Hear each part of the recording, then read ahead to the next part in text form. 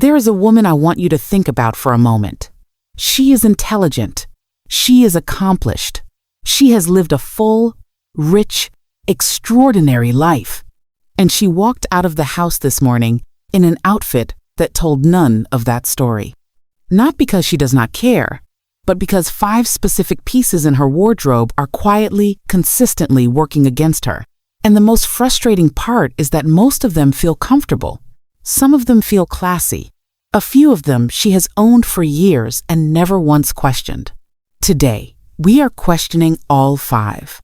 We are talking about exactly what they are doing to your silhouette, why they send the wrong signal before you say a single word, and what to replace each one with, so that the image you present to the world finally matches the woman you actually are.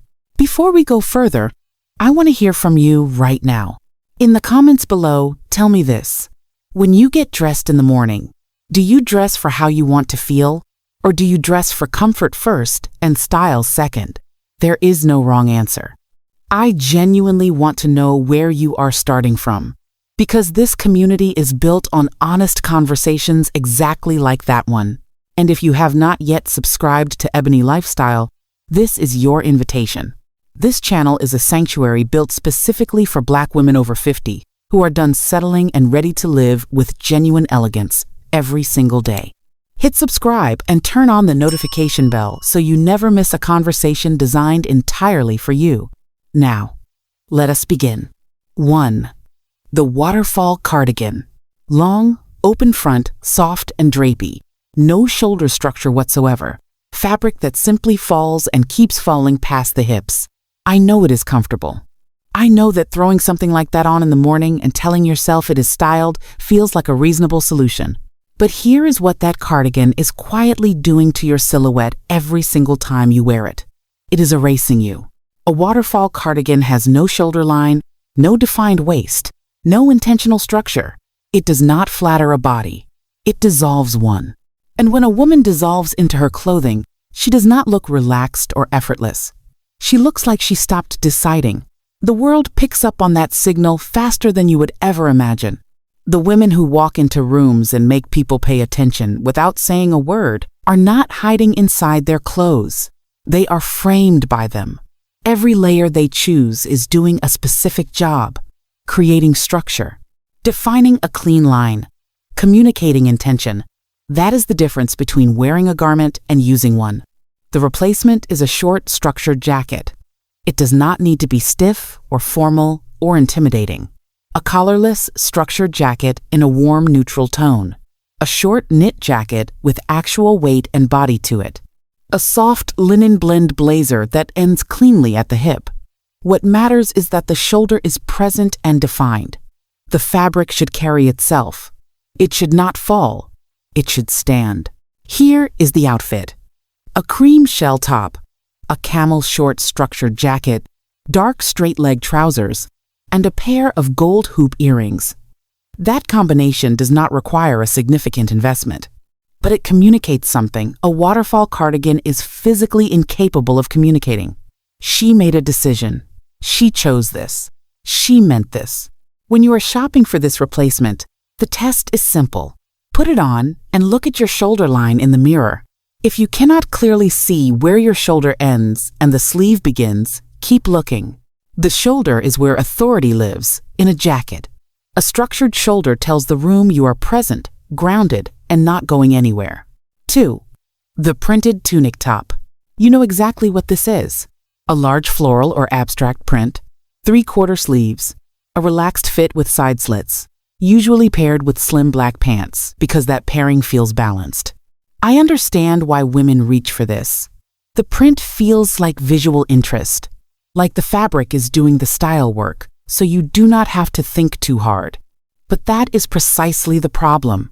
When the print is doing the work, the woman wearing it disappears behind it. And a woman with your life experience, your presence, your history, should never be disappearing behind fabric. Here is something worth sitting with. The printed tunic became popular because it was designed to be universally acceptable. It was never designed to make any one woman look extraordinary. It was designed to offend no one, which means it serves no one powerfully, And you are not dressing to be inoffensive. You are dressing to be seen. A large, busy print on your upper body pulls attention directly away from your face. And your face is where your actual presence lives. Your eyes, your expression, the intelligence and warmth behind them. That is what people should be connecting with when they meet you. But a bold, competing print is louder than your face, and it wins every single time.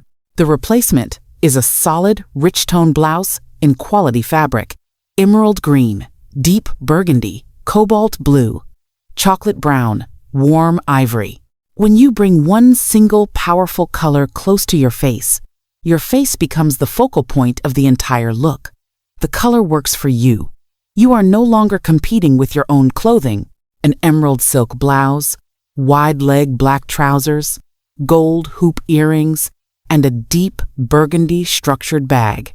That is a complete and powerful image. That is a woman who looked in the mirror and made one clear, confident decision. That clarity is what elegant actually looks like. Not complexity, not pattern, clarity.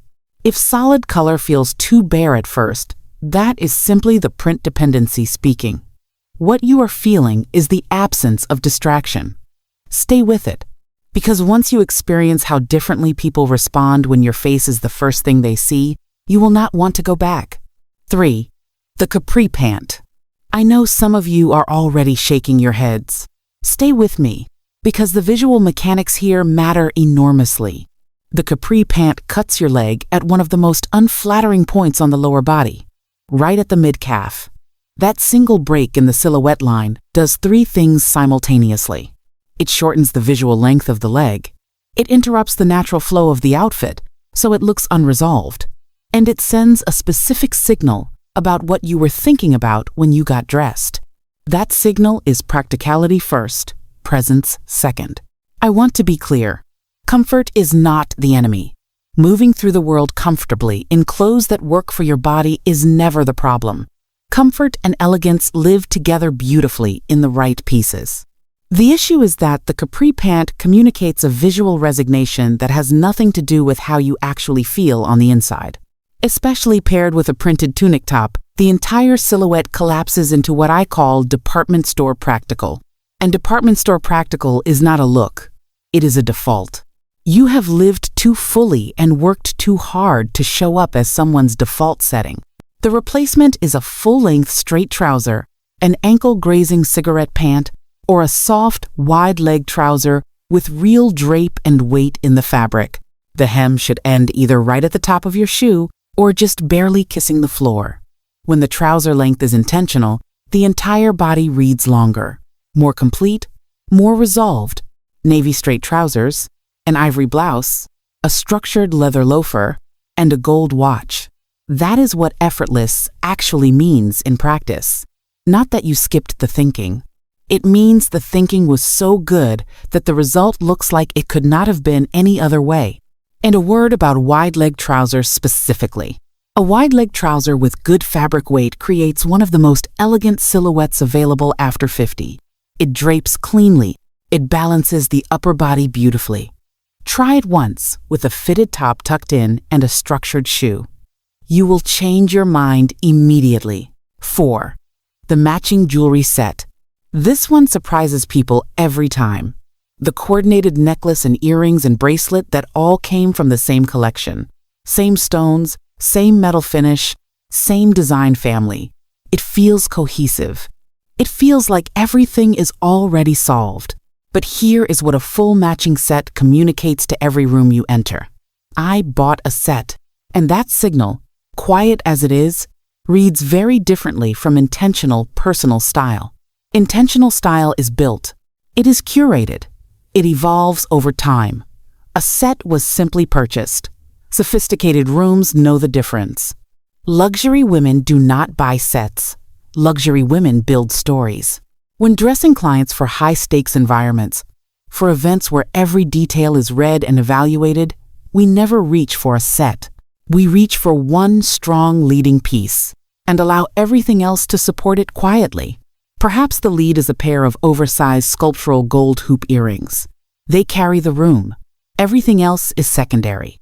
one thin gold cuff, a clean watch, one ring if you like. That is the entire jewelry story. And the metal stays consistent throughout. If the story is gold, everything is gold. Your earrings, your cuff, your watch hardware, your belt buckle if there is one. That level of discipline reads as sophistication because it demonstrates that you were thinking about the whole picture.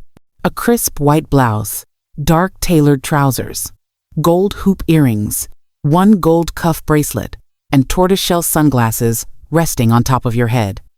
That image has a quality a matching set can never produce. It looks like quiet luxury. It looks like a woman with very good taste and absolutely nothing to prove. Here is how to begin. If your jewelry drawer is full of sets, pick the single strongest piece you own, the one that makes you feel most like yourself when you put it on. Wear that and only that for 1 week. Notice how people respond. Then slowly build your individual story from there. One deliberate piece at a time is how real style is constructed, not purchased all at once in a box. 5. The comfort pump. This requires the most honest conversation of everything we have covered today. The low-heeled, round-toed, soft-constructed pump that is technically dressed up but communicates to anyone looking closely that comfort made the final decision about your outfit. I am not asking you to wear painful shoes. Foot health is real and valid and important. But there is a significant visual difference between a shoe that supports your body and a shoe that looks like it surrendered before you even left the house. The comfort pump has no clean profile. The toe is soft. The structure is minimal. The silhouette has no sharpness. And when it sits at the end of an otherwise polished outfit, it pulls the entire energy of the look downward. One shoe that gives up makes the whole outfit give up with it. It does not matter how beautiful the blouse is or how well the trouser fits. If the shoe is communicating defeat, that is the message that lands. I have watched this happen with clients who could not understand why their looks were not connecting. We changed the shoe and everything shifted.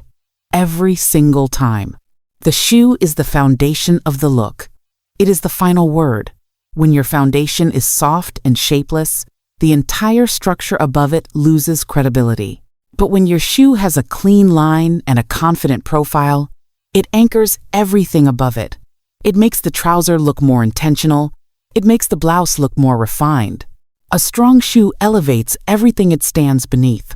The replacement is a sleek leather loafer with a clean profile, an almond toe block heel with actual structure and weight, a refined mule in a warm neutral, an elegant leather flat with visual presence and intention in its silhouette. All of these can be completely comfortable and still look completely decided. Chocolate leather loafer, a crisp white blouse, high-waist straight dark jeans, gold hoop earrings. The shoe is not fighting the outfit. It is not apologizing for itself.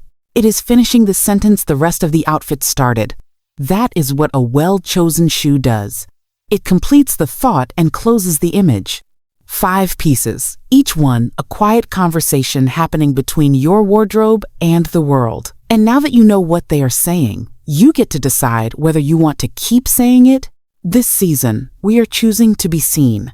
Clearly, intentionally, beautifully, in every room we enter. Now I want you to do 2 things right now. First, drop a comment below telling me which of these 5 pieces you are removing from your wardrobe first. I read every single comment and I genuinely want to know where your refining begins. Second, if a woman in your life needs this conversation, share this video with her today. Not because something is wrong with her, because she deserves to know what you now know. Subscribe to Ebony Lifestyle and turn on the notification bell. Every week we are here, building something together. A home for Black women who are done disappearing and ready to be framed. I will see you in the next one.